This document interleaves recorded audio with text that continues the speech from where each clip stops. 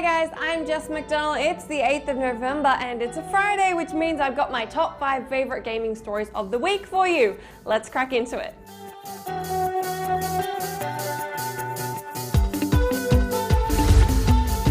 First up, that game you really care about and never cared about at all, or used to really care about, may have had the details of its upcoming expansion leaked, the game in question being World of Warcraft. The biggest MMO that ever was has been a buzz topic thanks to BlizzCon, which by the time you're watching this will be happening right about now. The name was filed in New Zealand and Australia along with the domain registration for the rumoured title. Is there anything you'd like to see World of Warcraft revisit, or is the whole phenomenon just lost on you? Let me know.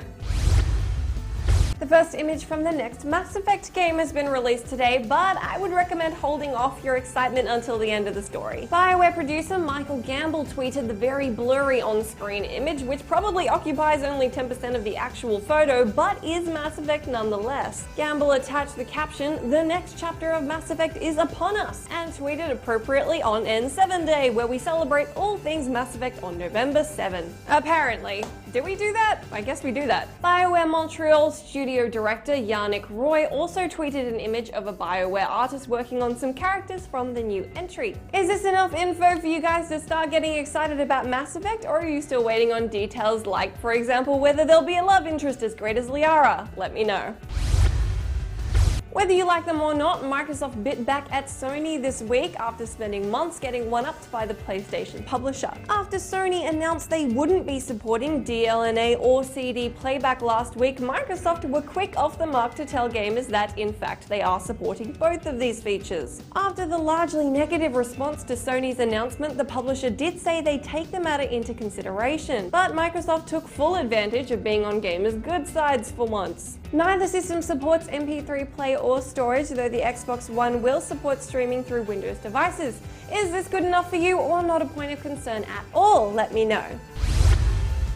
The internet was awfully bothered about resolutions this week, what with COD Ghost playing native at 720p on Xbox One and 1080p on PS4, and as a result Infinity Ward are doing their best to explain themselves away. Infinity Ward tried to placate gamers who wanted the Xbox version but without the deficit by saying they look very similar but also different to some gamers, but again pretty much equally great to other gamers. Basically, Infinity Ward is struggling with trying to be everybody's buddy and recommends gamers who are on the fence to go with what their friends are playing. Do you guys think this is a good method for picking what console to play Ghosts or any old game on, and what effect do you see Microsoft seeing from all this? Let me know in the comments down below.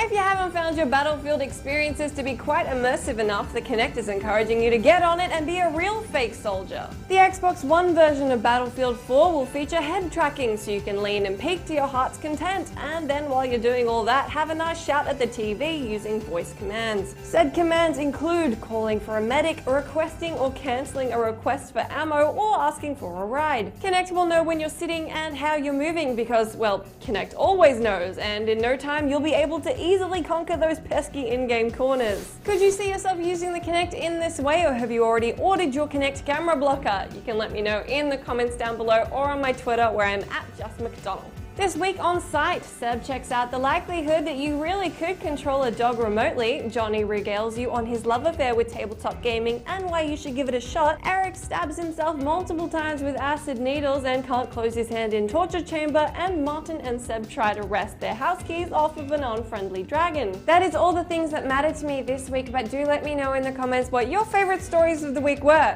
I'm off for a weekend of equal parts sleep and gaming, but I do hope you have a good one, and I will see you again soon.